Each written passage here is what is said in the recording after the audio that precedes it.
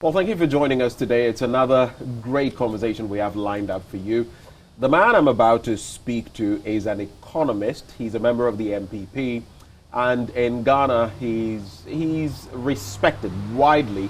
He's chaired many boards from UBA 2004 to 2014, a good 10 years, to many other boards, Airtel Communications, the Ghana International School, among others. He's a man whose words are weighty in the political space. And today we've caught up with him here, right here in his home. He is none other than Mr. Kwame Pianim. Thank you so much for joining the conversation. Pleasure. Thank you for joining us. Well, so here we are, and I think it's only fitting to ask you from your stock. You are one of those people who have seen so much in the history of Ghana. When you look at Ghana today, what do you see? Ghana today is a bit worrying. When you think about the youth, what is my generation bequeathing to the youth? How are we going to get out of the economic crisis we are in so that we can generate jobs for the youth? So that we are not training nurses, doctors, engineers, teachers for them to go and grow the economies of Canada, US, European Union, and some of the Asian countries. These are my worries. How do we get Ghanaians to save and invest in this country so that we can exploit our tremendous natural resources for the benefit of the average Ghanaian? That's my concern. And you speak about the youth. I go around town and it gets depressing sometimes when you interact with people. Some of them have made the effort, gone to school, secured a first class degree with honors, second class upper. They can't lay their hands on anything. They can't even eke out a living. So some of them, and that feeds into underemployment, because then they are not using the skills they have acquired. They have to resort to doing other things. You go around certain places like Abelenke, and you would see a lot of people queuing at a certain place because they want to go out of the country. Recently, we were looking at the statistics for unemployment, and it makes for staggering reflection, especially when you look at, for example, the Vice President saying we've created over 2 million jobs, and the deficit that we are seeing now, per the latest Ghana Statistical Service report, something doesn't add up. Is there any future for Ghana's youth? I think so. Look, what is wrong with Ghana? Policies that are not right, and then also, of course, together in Africa, the leadership deficit. But when you take the natural resources we've been blessed with, and in 2024, the human skills we have is unimaginable. We have close to maybe 350, 400,000 Ghanaian professionals, technocrats, engineers in the diaspora. These are all people, when the economy starts moving in the right direction and they come home, they will add value to the economy. So yes, there is hope. What we need is to put our heads together and move in a transformational path. There's hope. How do you feel we can manage that? I mean, you look at, and you've been around, even in 1996, you wanted to be, was it 2006 or 1996? I believe it was 1996. Yeah. You wanted to be president. You contested John Ejikun Kufuor. So it means you've been at that level. You know exactly what has happened.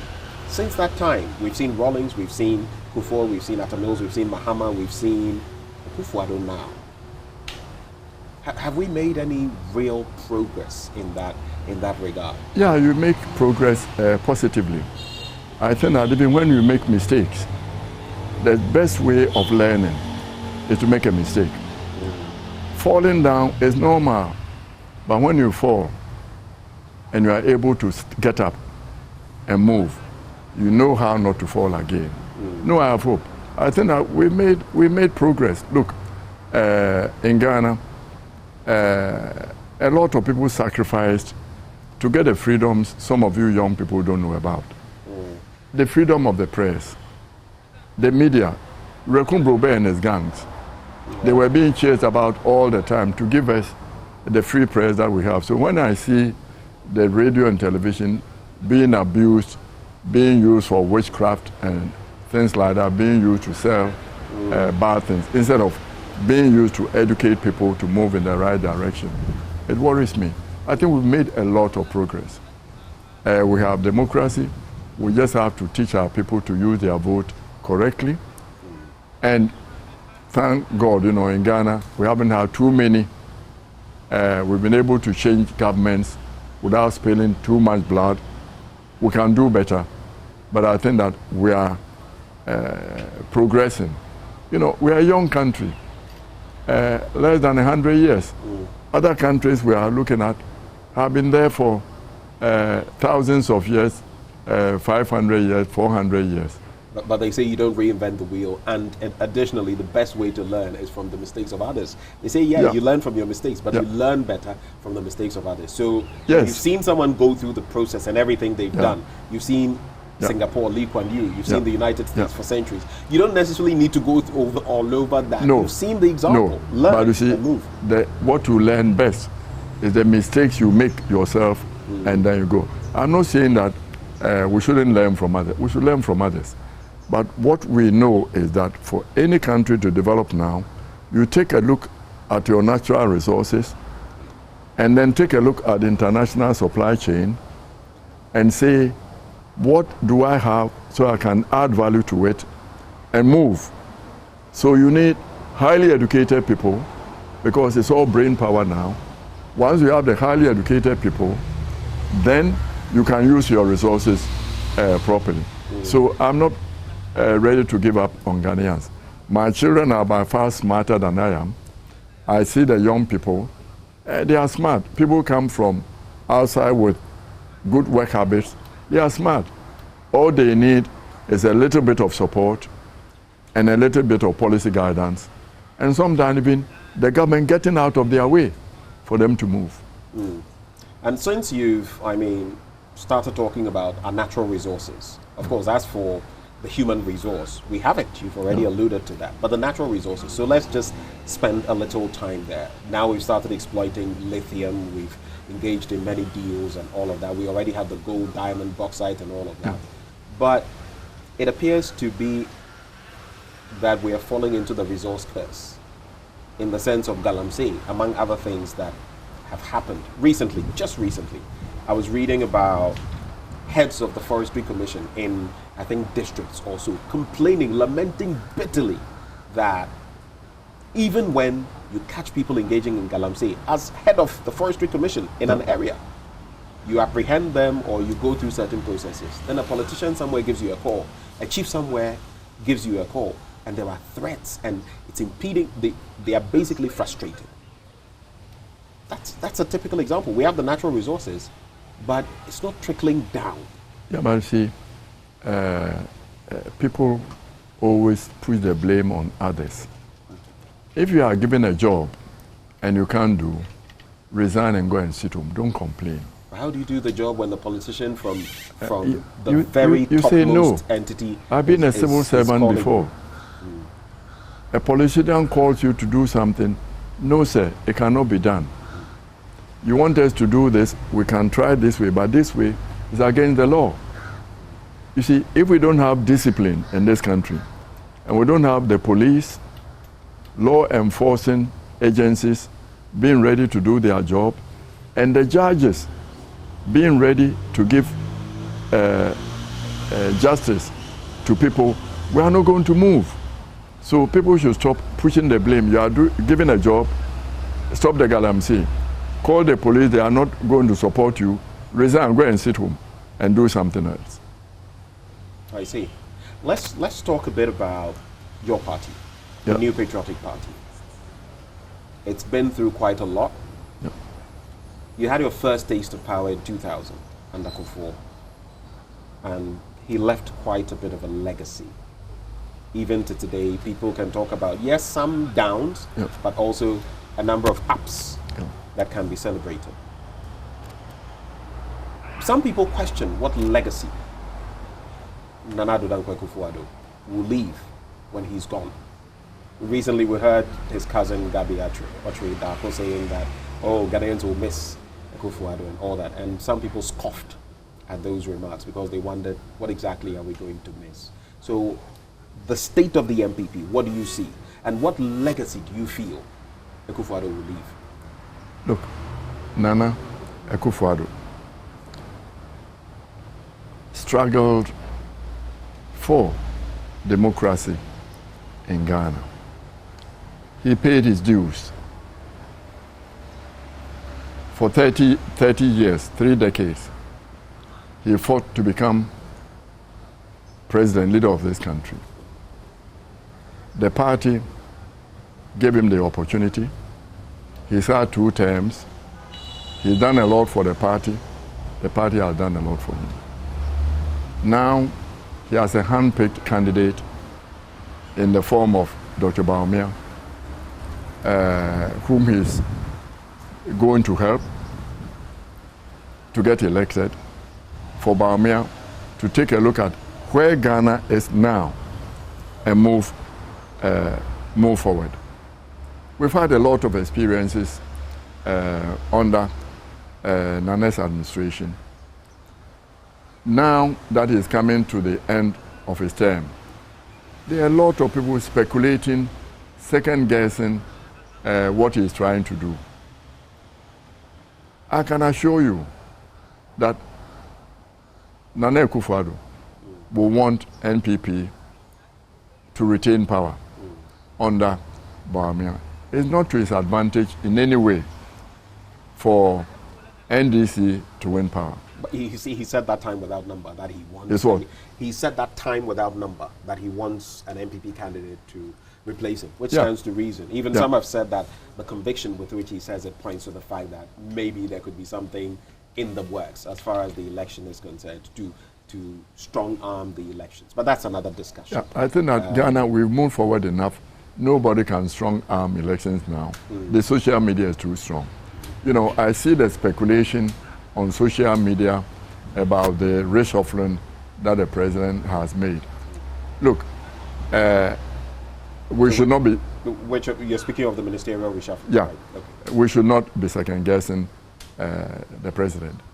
As the chief executive of this country, it is his right and duty, and one of his main responsibilities, to select good people who can help him manage and run the economy. And what he is doing, I have no doubt, is probably putting people in the government who can help Bawumia when he wins the election to hit the ground running. That's the only way. We should not. That explains now choosing to move Ken Ofori-Atta after a year and a half after even the majority caucus in Parliament. There was a lot of shaking in there when so many of them said Ken must go. A year and a half after, over 460 days, he now changes Ken Ofori-Atta. Yeah, I think that it's good. It's better late than never.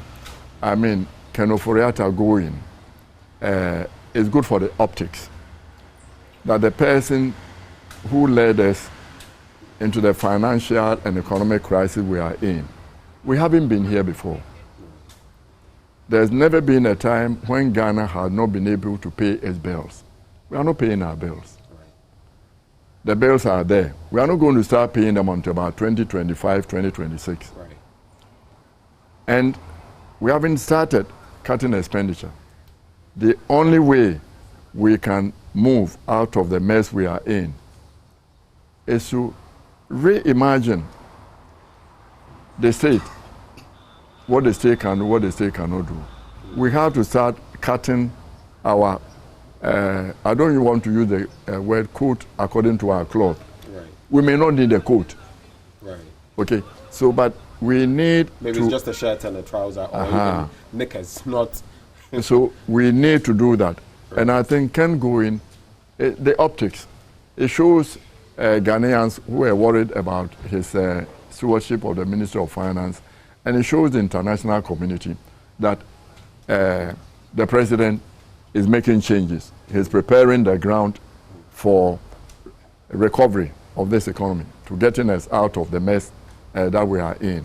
And I hope, I haven't seen any letter from the presidency appointing Ken Ofori-Atta as the economic advisor to the president or as an envoy to the economic to the bond market.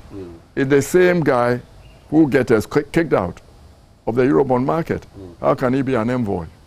I think Nane knows the international community are not that gullible, so we don't send him there. We don't have an economy now. What is he going to be advising him on? You picked Amen Antap as a Minister for Finance. Leave him to start doing the work. And the good thing about that appointment, for example, Amen is very savvy about the energy sector. Right. One of the Achilles heels of this economy is the energy. The take or pay thing and the debt we owe the independent power producers, our inability to pay VRA and Ghana Gas for the gas that they produce for us to generate electricity. And also we need to get electricity to a point where you have, if we cannot get down to 6 cents per kilowatt hour, maybe then we have to decide for that for Pong and Akosombo, which generate power at less than 4 cents per kilowatt hour. That is used to finance our industrial regeneration. And then you and I can do the commercial one at 15, 18, 20%. So I hope that Ken is gone and that nobody is thinking about is going to sit anywhere to advise anybody or handhold Amen Antap at the Ministry of Finance. So from where you sit, you reckon that will be a bad move? It will be a terrible move. It will be undoing all that Nana is giving us hope that he's trying to do, And look, Nana is a savvy politician, and he's not going to cut his nose to spite his face, He fought very hard to get Bawumia as the flag bearer. And in the politics of the NPP, political parties in the Constitution are instruments for securing political power to implement the policies and the objectives of the party. And once we are in an election mode and we select a flag bearer, he's the leader of the party. So Bawumia is the leader of the party. Nana Akufo-Addo as president is a member of the party. And all of us, the majority, the parliamentary group, which is a separate base of the party. Then the chairman and the general secretary, that's the party people, are the separate one. Then the presidency, separate one. And then the flag bearer himself, his campaign team, that's separate. The president, that Kufuor said, was that all these arms contribute a team that will be coordinating. And they will meet maybe once a week under the chairmanship of the leader of the party, the flag bearer, to coordinate whatever is going on in Parliament, what is going on in the party, what is going on in the campaign, so that we are not speaking across purpose. Right. So that Parliament is not passing bills that are undermining the presidential candidate. And I hope and believe that in the changes that the president made, the reshuffle, that he did it in consultation with significant stakeholders of the party.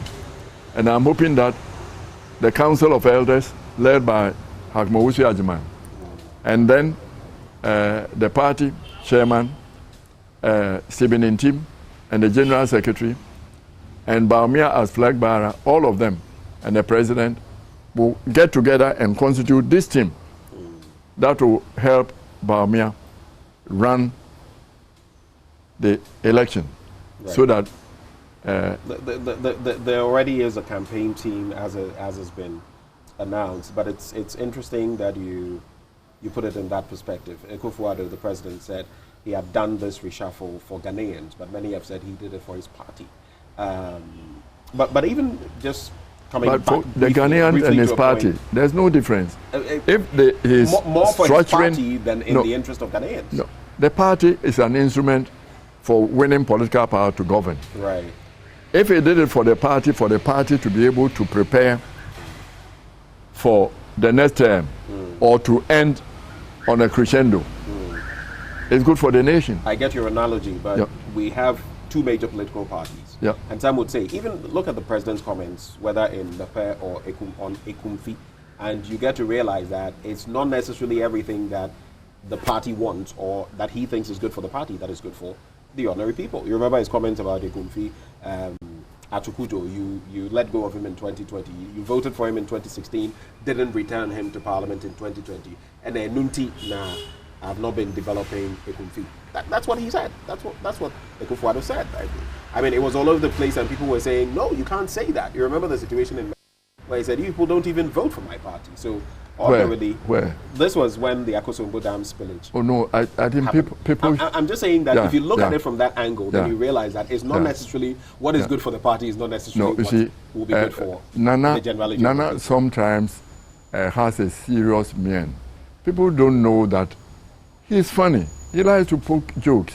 What Nana was saying at a disaster on the Water Lake was, look, I'm not here because of politics. I know you don't vote for me, but I'm here because I'm father of the nation. And there's a disaster, I have to be here. And the people who were there he said he was cracking a joke. Is he not allowed to crack a joke? I can understand to a certain extent, though I still feel it was a joke in poor taste. But maybe she should not have said it, but we should give the devil his due. Right. You know. We could give him that. I mean, the MPP gets about 100,000 plus votes in the Volta region. Anyway, so that's not a drop in the bucket. That can determine an election.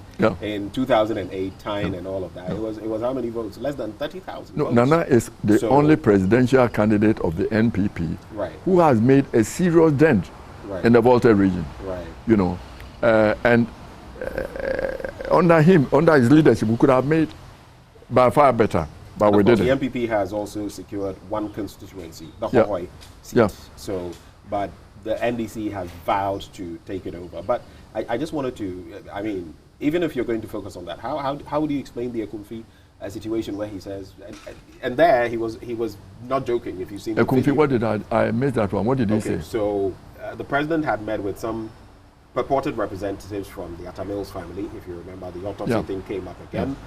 Samuel, Kwame who was there, and they spoke about development. Some of the traditional people there said, and our place is not seeing any development. He says, look, I have to be, and you see, that's why it's not a joke. I have to be honest with you. I'm being honest here. I have to be honest with you.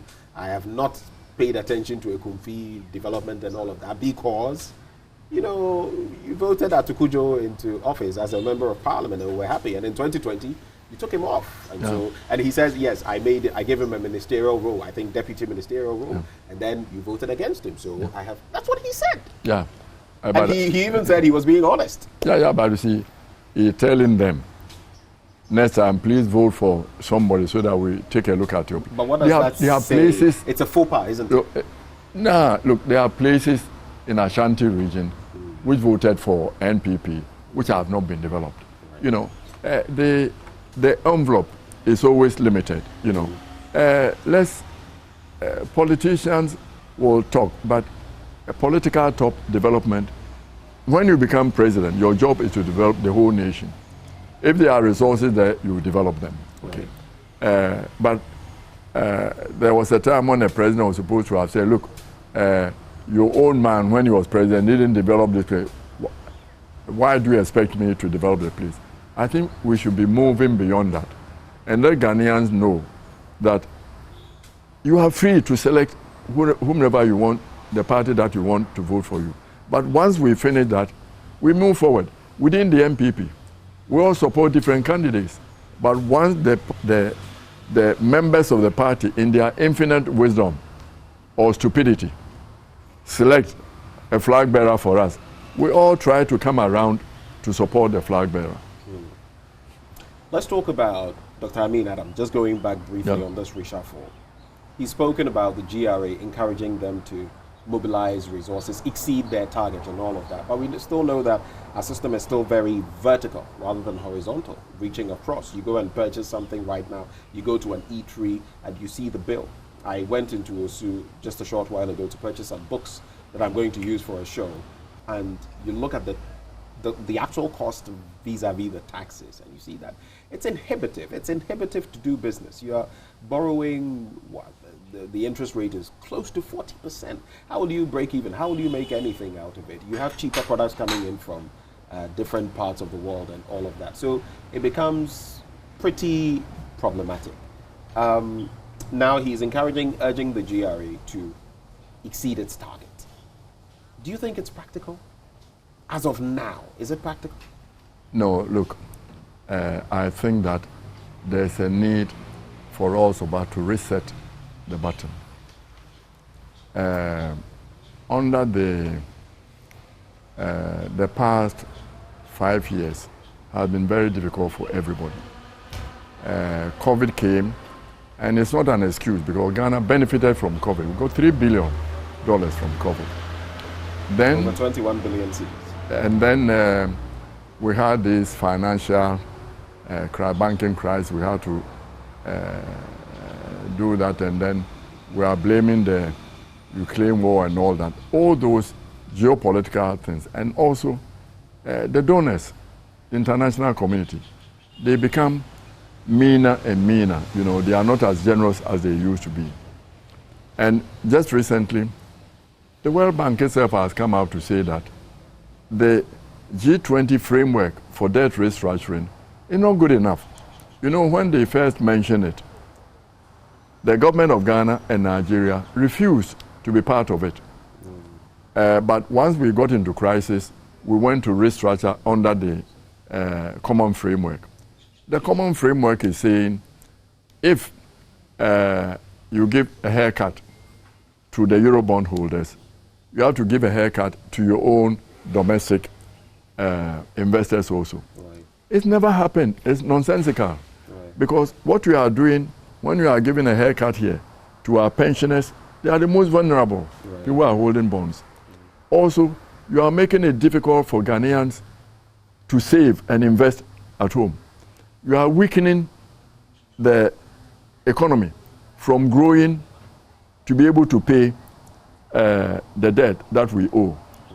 So I think that now that the World Bank itself has come to say that we need a different framework so that we get better debt relief, maybe we ourselves should take another look at it.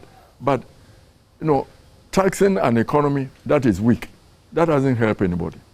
You know, you take a look at, I just asked for somebody to go and repair a genset we have on our fish farm.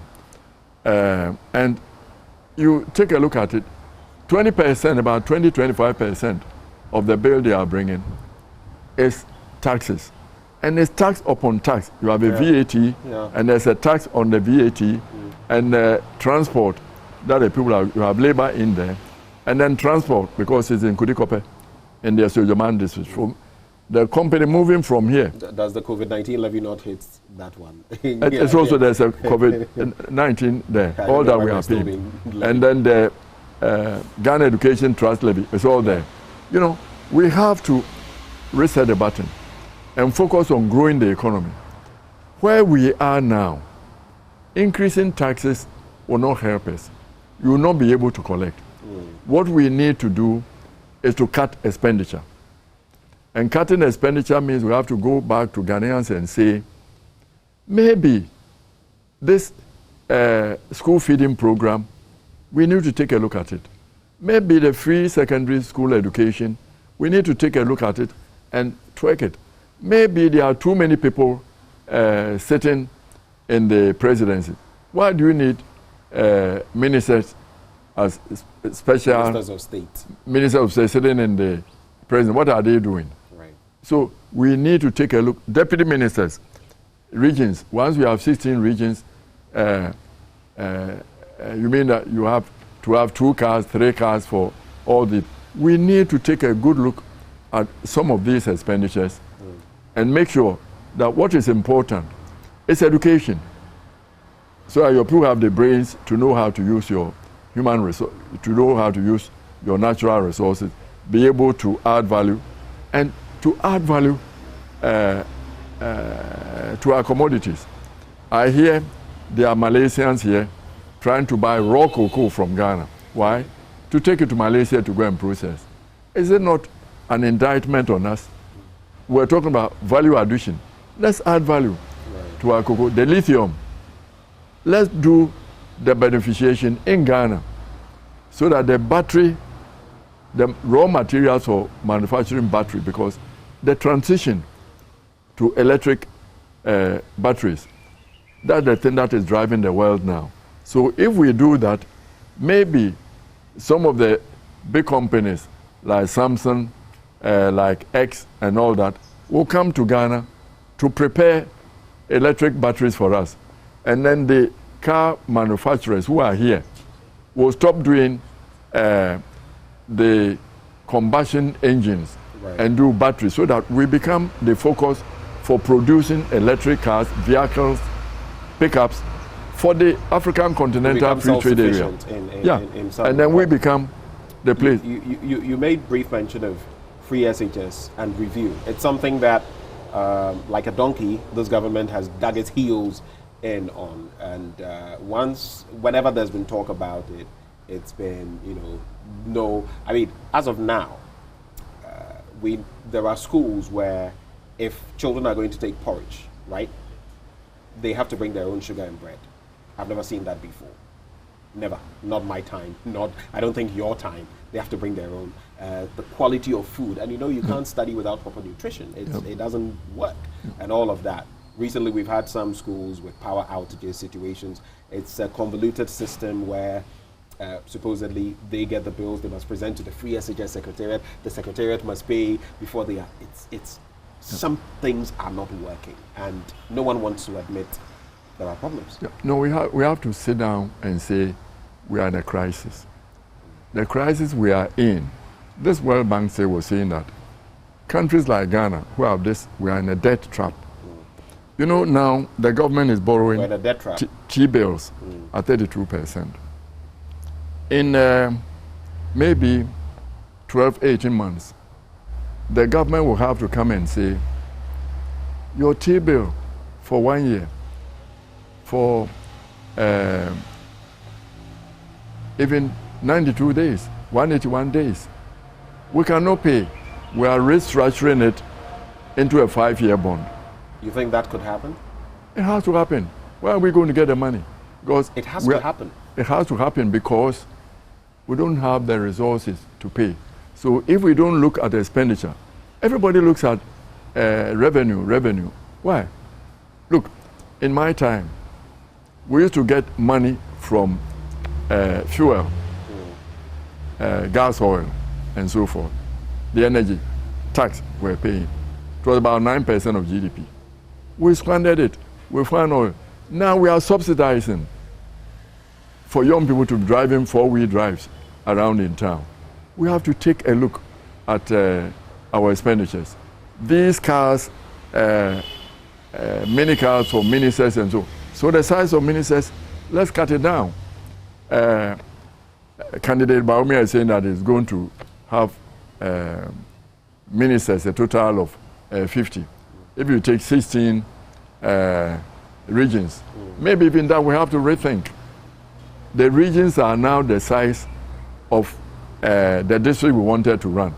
Maybe we should have 16 regions or districts and then cut the regions down to about 8, so that the regions become the actual implementation source of development. We've already had the regional, mapping changed under Dan Botwe. We've already reorganized that. Are you suggesting another reorganization? Look, we have to sit down and say, how are we going to do this? And rethink. The time has come. We should not waste this crisis. They say that we should take advantage of crisis. Right. Let's take this crisis. is going to be, once we start repaying the interest, 2025, where's the money coming from to be paying? So don't look at collecting revenues. They are talking about property rates. Right. It belongs to the districts.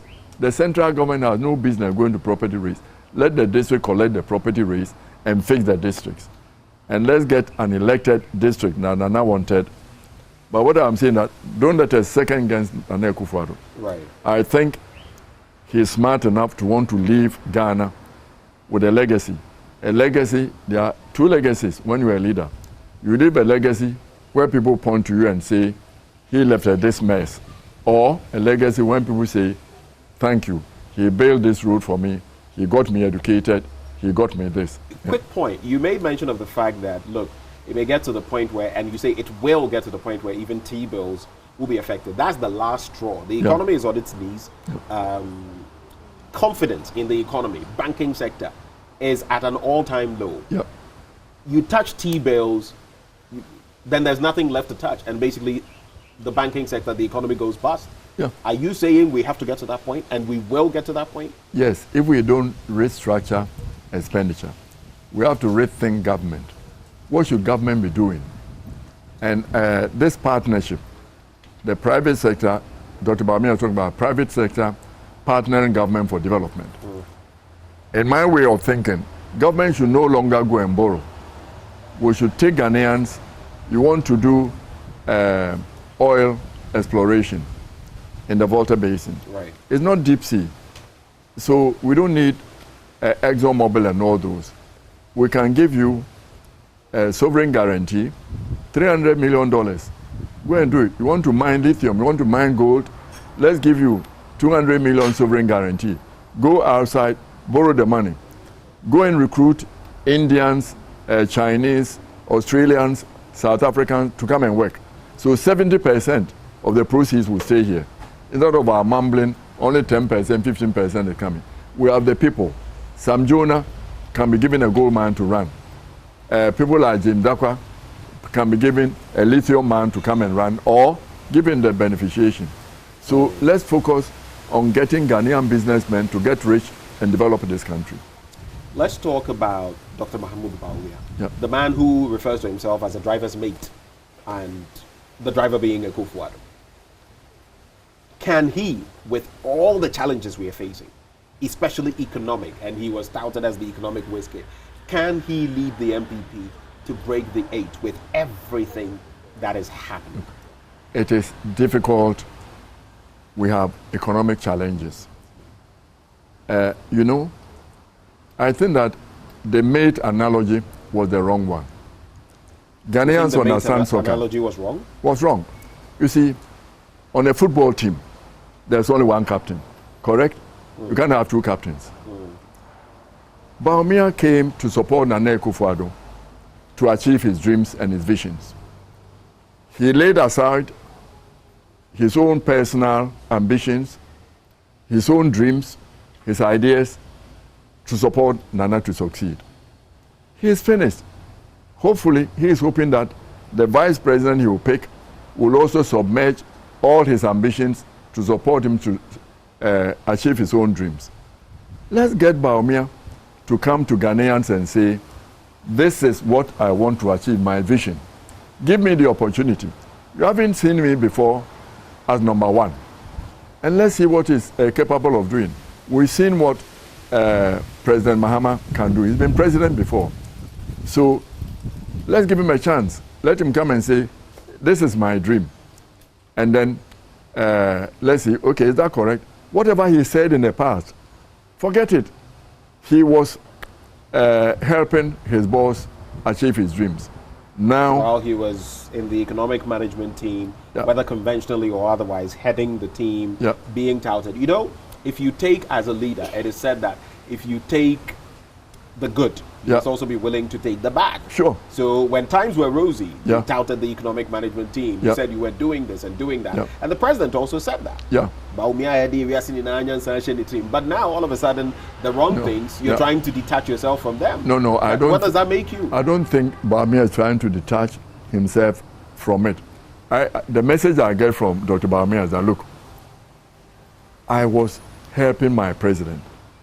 President has a lot of advisors, colleague presidents, his own family, members of cabinet. You are the vice president, you chair the economic management team. You know, it's not advisory. Everybody in Ghana is an advisor to the president. But the job of the vice president is chairman of the police council. So security is part of you.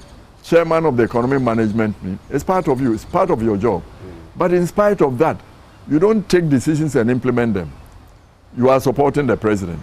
So whatever the president decides, that this is what I'm doing, that's what he's doing. So let's give Bawumia the benefit of the doubt. That what he's saying is not that, this thing is succeeding and therefore I was there.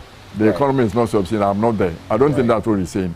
He said, you'll never see me as number one on my own team. Give me an opportunity and see. Now, staying with Dr. Bawumia, people have also said, I mean, in 2016, it was clear what the message of the MPP was. Free SHS, corruption. Now, no one is even talking about corruption. Those in power can't talk about corruption because of everything we see and the indexes and everything. The indices show that. But look at John Dramani Mahama, the former president. He's had a lot to say about corruption, about LGBTQ, among other things. And he has a message, the 24-hour economy. When you look at policy direction of the MPP, what message stands out now? Is there anything that stands out? Because people ask, okay, so after all the talk and the lecture at the UPSA, what's the message? What is the message for you? I mean, Bawumia came up with 70 ideas how he was going to run the economy, trimming down the size of government. That I take to heart. That he's prepared to be able to do. And if he's able to do that, expenditures will come. The big problem of this economy is the size of government. You know, people are talking about, 24-hour economy. I don't understand. What is it? We don't even have electricity for one shift. Where are we going to get electricity for 3 shifts? We started the idea of we don't have excess power anymore. You started by talking about the independent power producers and all that. We are not maximizing the power. We started a 24-hour economy. I was Minister of Finance. We told PWD, all the repairs, you do it in the night, okay? The traffic will move. When they started doing that, the managers were refusing to go and so forth. I didn't have electricity to go around, don't have the security to go around, okay? So let's think through everything carefully and say, what can we do now? You know, some of the ideas that Bawumia is coming up with, value addition and all that, let's give him a chance. So you're talking about Mahama's 24-hour policy, and you say it's not practical, it can't be executed? I'm not saying that we don't have details. There's nowhere in the world where there's a 24-hour economy. Incentivizing the system, electricity and all of that. Look, in the US, New York, the whole city, there's a 24-hour economy. Where? Times Square only. People need places where it's quiet, where they can sleep. You go to California, Los Angeles, there's a 24-hour economy. Where? A special place. So in Ghana, you can create a 24-hour economy somewhere. I don't want a 24-hour economy next door to me. I need to sleep 8 hours to be able to go and work. But I don't think that is what has been said, that is going to be everywhere at the same time. That's not what has been said. It's said that they would target specific areas. Yeah, but I think that, politicians give generation. I say, want more details. If it's good for us, it doesn't matter what is President Mahama who brings the idea of 24-hour economy, or Bawumia, whoever becomes president, will implement. If it's good for us. We need stable electricity for 8 hours, one shift. If the power is there, we need people to have 3 shifts. You create jobs, that's fine. Want to intensify production, we have to review the tax system so that, we promised to have a production economy and move away from tax. We didn't succeed because we rushed.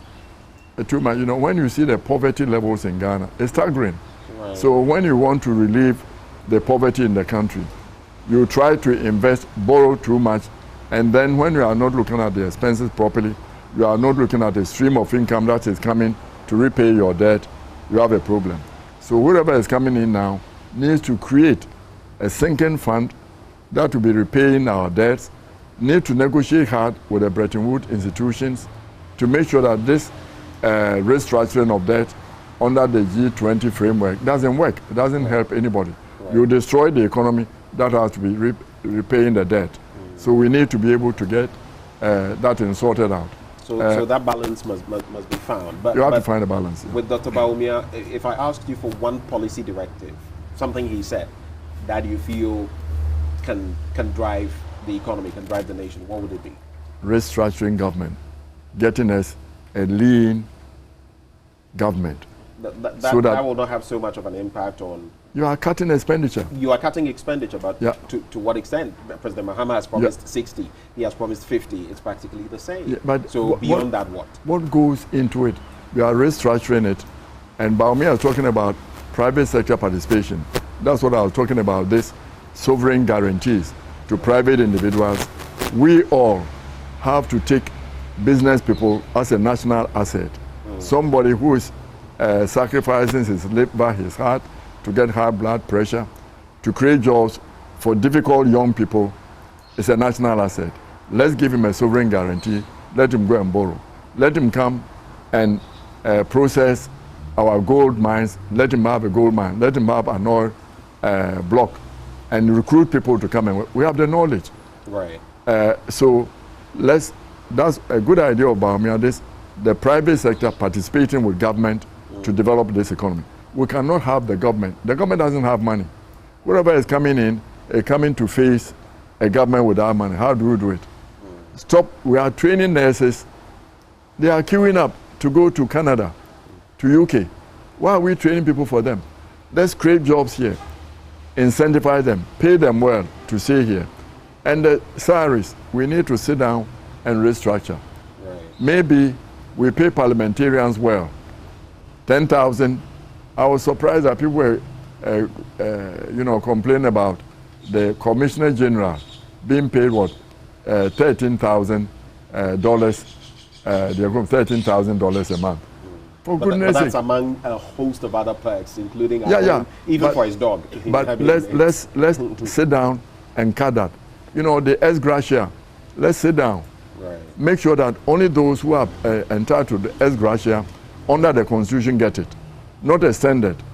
Too many people are walking around the presidency. Let's remove them. Both governments. Currently it's over 1,000, and you feel all of that.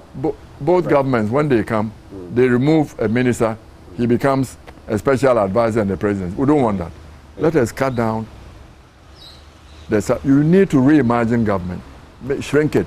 Okay. The things government doesn't have to be in it, let the government get So that's the biggest one for you as far as Bawumia is concerned. Yeah. Finally, Osei Mensah has resigned. Some say his arm was twisted, others say not. He's not going for another parliamentary term. But good or bad move? Imagine this as a chessboard. Is it a good move or a bad move for the MPP? The way he's moved aside. Now they say he's going to head the manifesto team for Dr. Bawumia. You know, Osei Mensah is an icon in parliament. Okay? People sitting outside think that managing parliament it isn't easy. Right. He has to make sure that all the bills that cabinet ministers the president sent are in line with the constitution. I'm saddened. I think he should have been left there he should have been left there to manage parliament, the little that is left there, and also be one of the people that's leading the parliamentary group. You know, we have a parliamentary group of the party. He should have been leading them to join forces with the presidential group of the party, and then the party itself, the chairman and his group, and the leader of the party, the flag bearer, to meet, to coordinate what is happening in parliament and all this. I think it's a bad move together. But as I said, Nana Akufo-Addo is a good political operator. Don't let us second guess him. And let us give him the benefit of the doubt that all that he's doing is to help Bawumia, that he's not setting traps for him. That the people who have been appointed as ministers and deputy ministers are people who help Bawumia hit the ground running if he wins. They are not people who are going to be an obstacle, that he has to change them before he brings people in. So let's give Nana the benefit of the doubt. I'm sure after having struggled for the presidency for about 30 years and having been president for almost 8 years, he's not going to end by going out as a failed president. That is going to go out on a crescendo and leave the party to have power to continue with the MPP policy. I am tempted because of what you've said. Just briefly, some say he's destroyed the party, that when he's gone, the rot that is left, the division, will be brought to bear. And you said something about hopefully he's not setting traps for Dr. Bawumia. Some have also said that all these moves in the end will work against Bawumia. Just a minute on that. And no, what do you think? I hope not. As I'm saying, you hope not. But do we you should, think we should not second guess the president. We should all pray that what he is doing, what does it benefit a president who is going out to get his opposition to come into power? He's not going to have peace of mind to sleep. So let's hope that his political strategy is right. And for me, as an elder of the party, all that I'm going to say is to pray and plead with the chairman of the Council of Elders, Hakman Usiajman, with the chairman of the party to mobilize the party itself, and with the presidency as a member of the party. He is now just a member of the party. And that all of us should get under the discipline, and Bawumia himself assume the leadership role the party has given him as leader of the party, and make sure that he combines all of us to help him to achieve his aim and come and show Ghanaians what he is capable of as number one, not as number two, as number one. And that all that he said is the past. He was helping his captain win the team. Now that he's going to captain, let's see what he does and what he tells the coaches, substitutions to make and so forth. I like your analogies, captain and otherwise, but he says he's the mate. Thank you very much, Kwame Pianim, for joining us for this conversation. This has been a conversation on a myriad matters, from education to politics to the economy and policy, with a man who has been there, done that, and he's a figurehead in the New Patriotic Party. Kwame Pianim has been our guest.